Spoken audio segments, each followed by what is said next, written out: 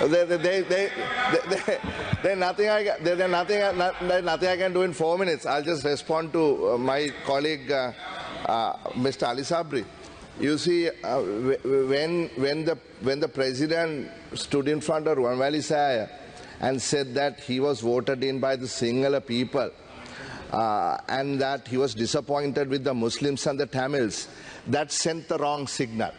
That reversed all the work the previous government was doing to bring reconciliation. I'm sorry I have to say this to your face. Right? That was a wrong start. You know, you mentioned Honorable Mangala Samaravira. I was part of his team. And we all worked on a 4-pillar program on reconciliation, on truth and justice, like you said. Desmond Tutu was able to do it in South Africa because it was a Catholic country. But here we have Buddhists, we have Hindus, we have Christians, we have people of the faith of Islam. So therefore we were thinking of a multi-religious council for this Truth and Reconciliation Commission. The SJB is fully for it. Let me speak on behalf of my leadership that we are fully for it. A Truth and Reconciliation Commission, not only the Tamil people, but the Muslim people and the Sinhalese people, we all suffered, right? So that's one. The second one, Honorable Member, is accountability. Now that is where the problems arose.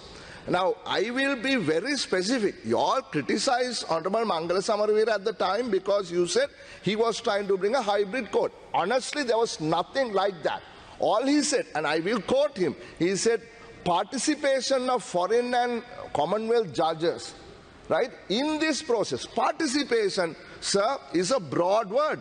It can mean being a consultant, and Mahinda Rajapaksa and others also have brought in foreign judges as consultants. Or it can be the other extreme of being a hybrid court. But that is not possible within the constitution of Sri Lanka. So therefore that possibility doesn't exist and the question doesn't arise. So therefore we have always been for a proper domestically led accountability mechanism that is credible in the eyes of the world.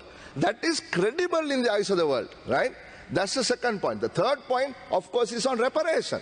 Right? Reparation for loss of life, reparation for loss of property, and reparation even now, Honorable Chair, has not necessarily been fulfilled in the way that those people need them to be resolved.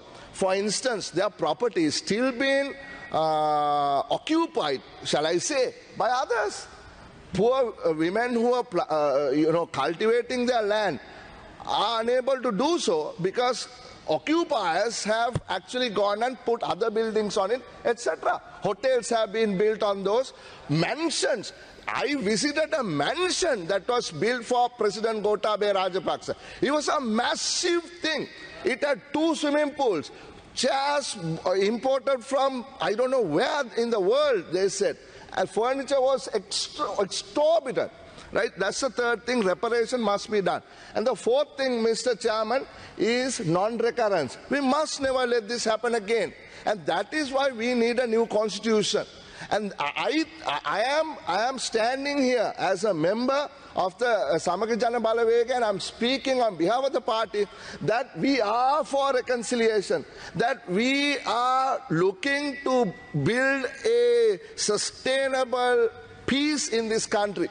I must extend my hand to our friends in the north. We know the election for ITAC has brought in a new leadership, and we have already spoken to Mr. Siddharthan, and we wish to continue that dialogue further. Because we are a political party that have always stood for reconciliation. He resigned yesterday? What do you mean? Honorable, I yield to Honorable Raghavan. That's if Honorable Raghavan is saying that he has resigned from the leadership of the party. Yeah. I don't know what media report. We haven't seen that. Member, your time is 60. I don't want to get into an argument with you, sir. I am not aware of that. Honorable member. Right. Yeah. I will. All what I am saying is that we need to bring moderate thinking together, right? And I do not know why it has happened. But nevertheless, I am only speaking on behalf of the Samaga Jana Balawega, and we are for the implementation of the constitutional amendment that we as members of this parliament have agreed on. And when the president comes here and says, well, I'll put it to parliament to see whether the parliament is willing to accept it or not, is actually, it makes no sense, right? He is there to implement the law that the parliament has passed. He is trying to pass the buck. Nevertheless, this was absolutely not the speech I was going to make. Honorable member, please. Give me 30 seconds, I'll stop. Yeah. The speech I was going to make was about how Honorable Harini Amarasuriya said that there are alternatives and we don't have to sort of go along with the IMF. And I want to table this headlines in the Daily Mirror today. Their so-called head of the Economic Council says we will not deviate from the IMF program. Please, honorable member, please wind up. Please wind up. Right, just 1 minute, right? Just 1 minute. After I finish, right? Yeah. So what I'm saying is, their leader is saying that they are not going to deviate from the IMF program. So if that is the case, what is the alternative? I'm asking Honorable Harini Amarasuriya to explain herself in her next speech. Thank you very much, sir.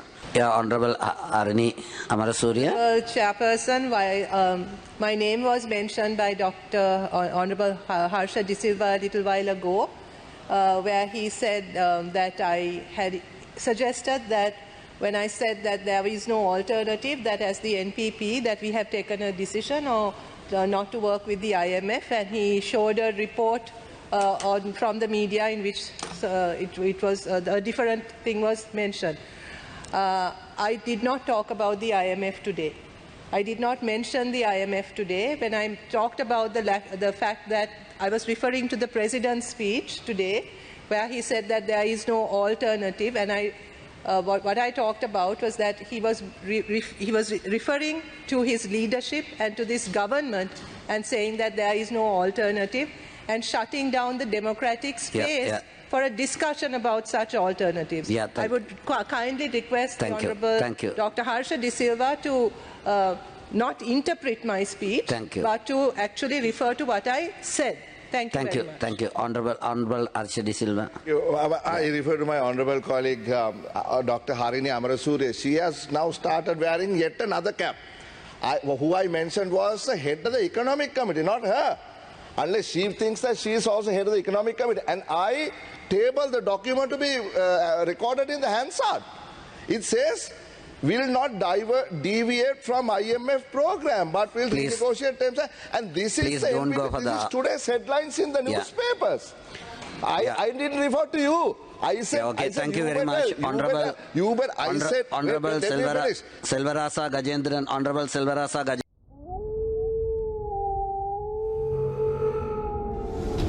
The News Reporter. වාරණයෙන් තොර අපක්ෂපාතී වාර්තාකරණය